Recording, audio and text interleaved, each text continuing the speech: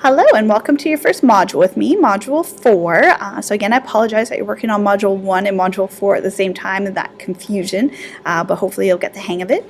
This module is all about the students and the type of learners you're going to have in your group. I feel like it's a really valuable discussion because a lot of you are coming from an elementary mindset, so it's a great time to start thinking about that secondary world.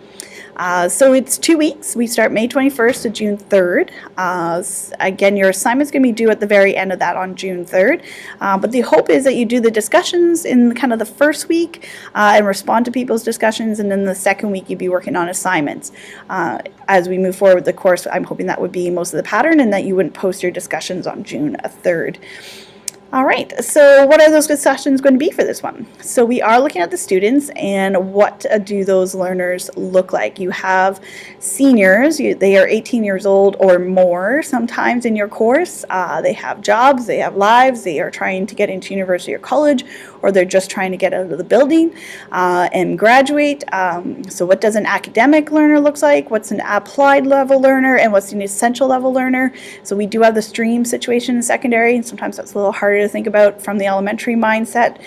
They're no longer all lumped together in the same room, so there are those different levels. You will have open classes with all of them, or you might be running just the U level and just the academics. So what's your expectation from both of those kind of groups?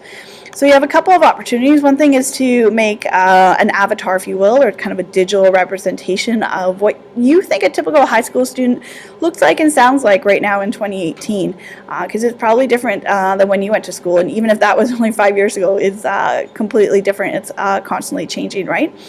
I have suggested a couple of digital options there, Voki and Blabberize, but if you know a different one, feel free to use it. If whatever reason the technology is like not going your way, feel free to just write a little script and post it in there. It's really not about the text so much as what you feel like the voice of a student is that's going to be in your classroom that you have to consider. Those discussion posts are worth 15% overall, so you do need to do all of them actually to get this ABQ. So you need to at least post in it, and you'll get 1%, I guess, for that. And you get 0.25% for responding to someone else, and you just need to respond to one other person within the course. And it needs to be a meaningful response and not just a good job. It needs to have some clarity of what you appreciated in their post.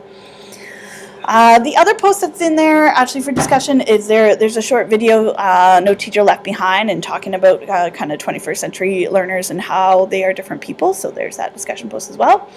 And then there is the assignment that is due on June 3rd. So there's the beginning kind of the curriculum document to read, as well as a couple little articles to kind of get your mindset around this and try and answer the questions of how does social science reach our adolescent learners in 2018?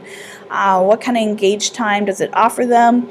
How does it meet their needs? Why on earth would a kid in 2018 want to take a world religion course? Why is philosophy important to them?